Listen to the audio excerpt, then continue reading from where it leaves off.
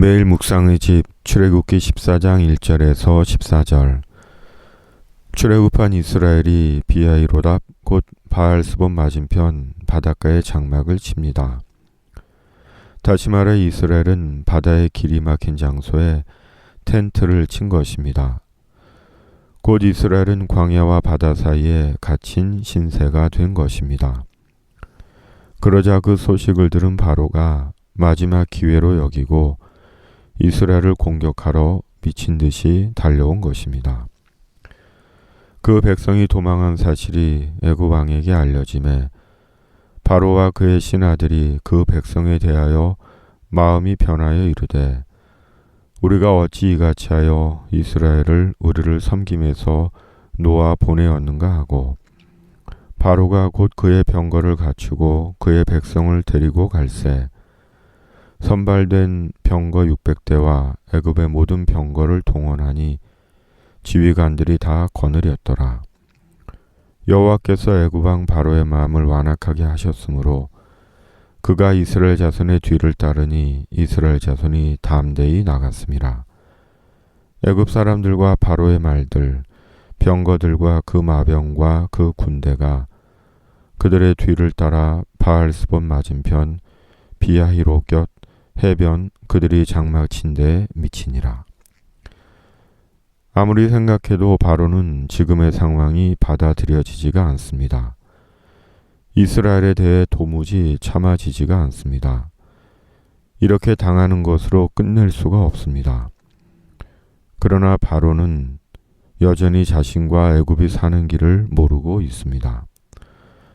바로는 애굽에 행하신 하나님의 행하심을 기억해야 했고 한 민족을 몇백 년간 종으로 억압하고 부려먹었으면 내보내는 것이 맞는 것이었습니다. 그러나 바로는 여전히 군사력만 있으면 다 되는 줄 압니다. 마치 폭력적인 현재의 미얀마 군부와 같습니다. 바로의 완고함이 여기에 있습니다. 살면서 쉽게 받아들여지지 않는 경우가 있을 수 있습니다.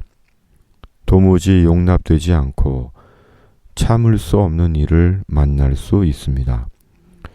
그로 인해 보복을 생각하거나 그에 상응하는 대가를 치르게 하고자 할 수도 있습니다. 그러나 문제는 자기 바람대로 되지 않는 경우가 더 많다는 것입니다. 그러므로 마음의 분노가 크거나 상처가 깊을수록 살아온 인생을 반추하며 인생과 역사의 배후에 하나님 계심을 믿고 더욱 하나님을 의지하고 말씀을 기억하고 붙잡아야 합니다. 이스라엘은 지금 갇힌 신세가 되었습니다. 뒤는 광야요 앞은 바다입니다. 그러기에 애굽 군대의 칼에 죽거나 바다에 수장되는 것 외에 다른 길이 없어 보입니다. 그러자 모세를 향해 다시 원망이 쏟아집니다. 바로가 가까이 올 때 이스라엘 자손이 눈을 들어 본즉 애굽 사람들이 자기들 뒤에 이른지라. 이스라엘 자손이 심히 두려워하여 여호와께 부르짖고 그들이 또 모세에게 이르되 애굽에 매장지가 없어서 당신이 우리를 이끌어내어 이 광야에서 죽게 하느냐? 어찌하여 당신이 우리를 애굽에서 이끌어내어 우리에게 이같이 하느냐? 우리가 애굽에서 당신에게 이른 말이 이것이 아니냐? 이르기를 우리를 내버려 두라. 우리가 애굽 사람을 섬길 것이라 하지 아니하더냐? 애굽 사람을 섬기는 것이 광야에서 죽는 것보다 낫겠노라.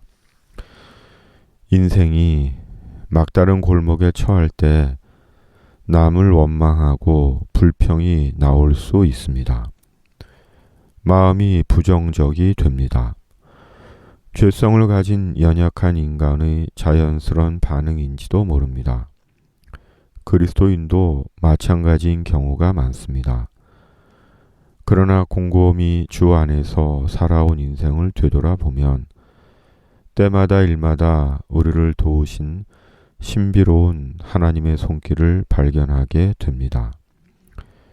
애굽에서 하나님의 일을 목격한 이스라엘은 더 말할 것이 없습니다. 그럼에도 이스라엘은 변한 것이 별로 없습니다. 이스라엘 뒤에는 보이지 않으시는 하나님이 계시고 앞에는 보이지 않는 하나님의 길이 있습니다. 우리 인생의 뒤에 보이지 않으시는 하나님이 계시고 우리 앞에 보이지 않는 하나님의 길이 있습니다. 모세가 이스라엘에게 말합니다.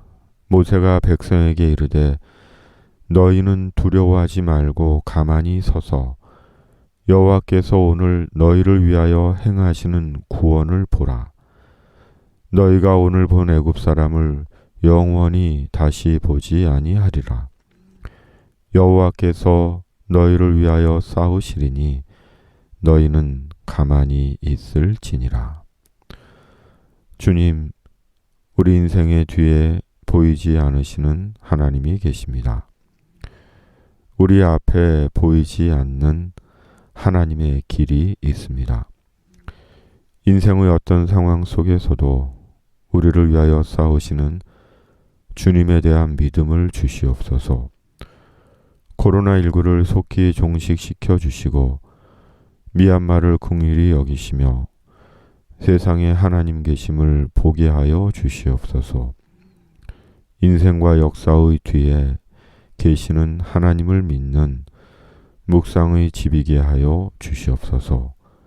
예수님의 이름으로 기도드립니다. 아멘.